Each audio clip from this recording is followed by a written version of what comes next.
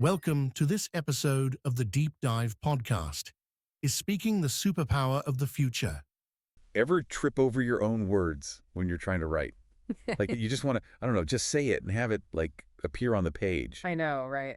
Maybe the future of writing is, well, not writing at all, right? Maybe it's speaking. Yeah. At least that's what Kathy Brown argues in her paper, Speaking, the Superpower of the Future, which we're deep diving into today. Yeah. And so is speaking really going to be the skill to have as, tech keeps advancing? Well, what I find so fascinating is that, this isn't just some tech prediction. It's about something I think deeper, more, human. We're literally wired for language from day one. Oh, totally. I mean, babies, they babble before they can even, hold a crayon, right? Yeah. So Brown's arguing that AI, well, it could be the thing that unlocks even more potential in how we learn and communicate. See, now that's what gets me excited. This whole back to our roots thing, Yeah. but with a, I don't know, like a high-tech twist. It really makes you think about how technology changes us. It does, doesn't it? And Brown, she digs into the science behind all of this language instinct, talking about the FOXP2 gene. What? The FOXP2 gene. It plays a huge role in how we form words and understand complex language. That's what makes us, us, or at least a big part of it. So we've got the what was that again? FOXP2. Right, the FOXP2 gene. Okay, so we got this gene, and now AI that can actually understand us. Where's Brown going with all of this? Okay, so this is where it gets interesting. Brown argues that speaking and listening, but powered by AI, could actually become more important than, traditional literacy. Whoa, hold on a second. More important than reading and writing. Come on now. Yeah, it's a bold statement. Bold's an understatement. I mean, I love a good audiobook as much as the next person, but I am not ready to give up on actual books. She doesn't say they're becoming useless. More like they might become, what's the word? Optional. Especially with how good speech-to-text AI is getting.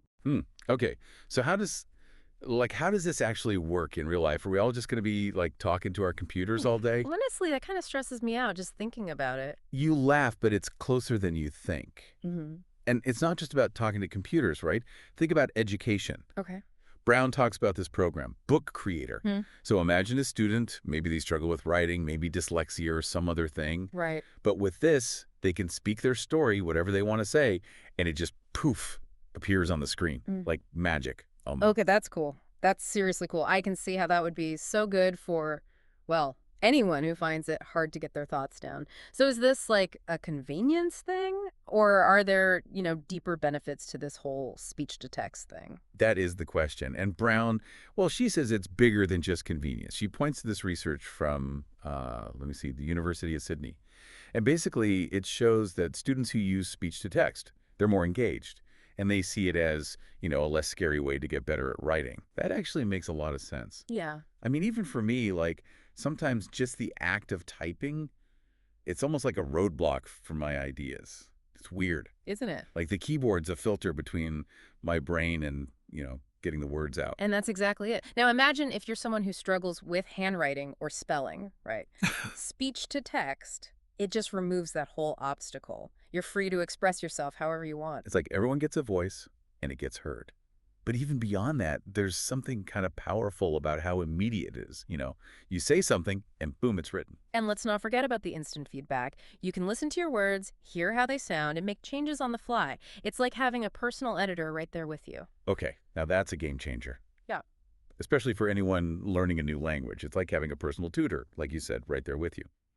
But I do wonder if we're heading towards a speaking is king world, what happens to, the quiet thinkers? The ones who need to marinate on their thoughts for a while. That's a great question. And it gets at this broader shift we're seeing with how we interact with tech in general. It's becoming less about, clunky typing and more about just natural, intuitive communication. Right. We're so used to typing everything out. Right. But think about it. For forever, oral storytelling, that was it. That's how we shared information, passed down history, everything. Oh, totally. I mean, think about sitting around a campfire, Yeah. telling stories. Exactly. And then we've entered the printing press, and now this. It's all connected. And AI. AI Right. is adding this whole new dimension to it all. It's pretty incredible when you think about it. But before we get, too far ahead of ourselves. Okay, so if this is such a big change, this whole speaking thing, How do you think it'll change education?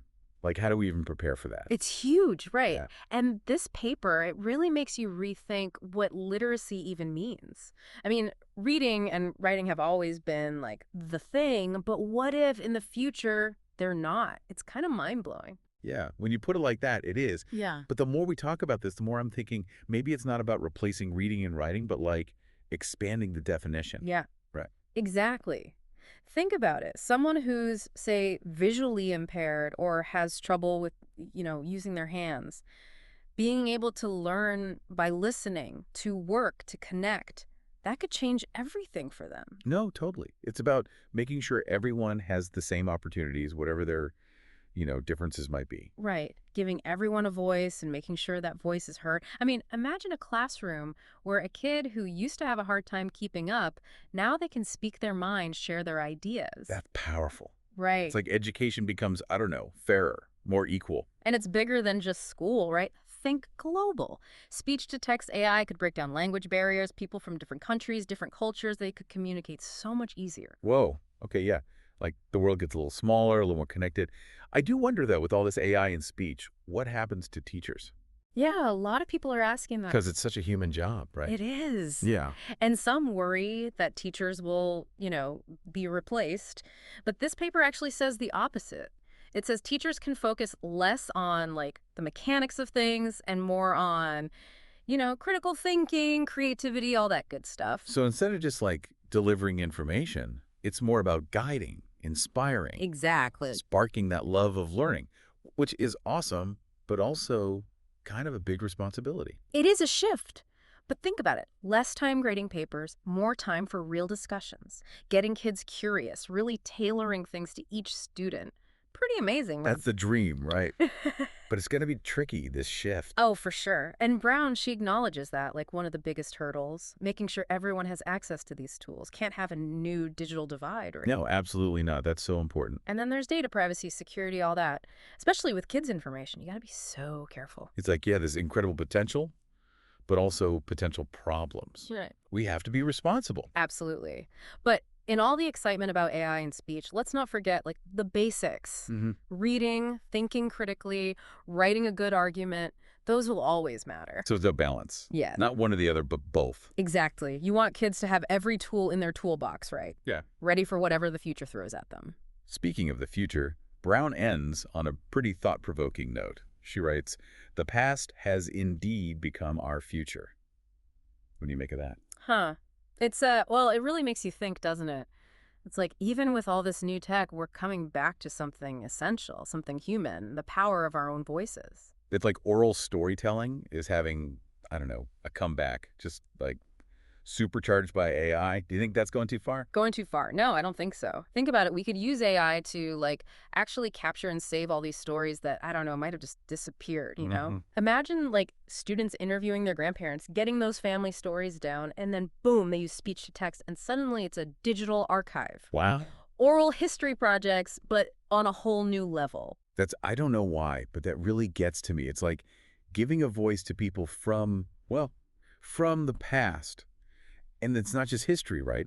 This could totally change how we tell stories, period. Oh, 100%. Think about podcasts, audiobooks, all of that. If it's easier and easier to record, transcribe, edit, we're going to hear so many new voices, so many new stories. It's like anyone can be their own, I don't know, broadcaster. Share their stories with the whole world. Kind of makes you think, huh? It does. So, okay, someone's listening to us right now. What's the main thing they should take away from this whole conversation, this whole future of communication thing? I think the big takeaway is we're at this really interesting point, right? How we talk to each other, how we connect, it's all changing.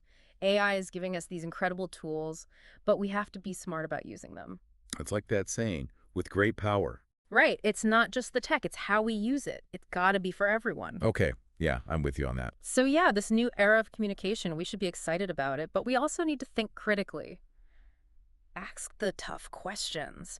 How do we make sure everyone has access? How do we keep people's information safe? How do we stay human, even when tech is everywhere? It's about finding that balance, isn't it? It really is. Celebrating what makes us human, our voices, our stories. Yeah. But also being open to how technology can, I don't know, enhance all of that. Exactly. Well said.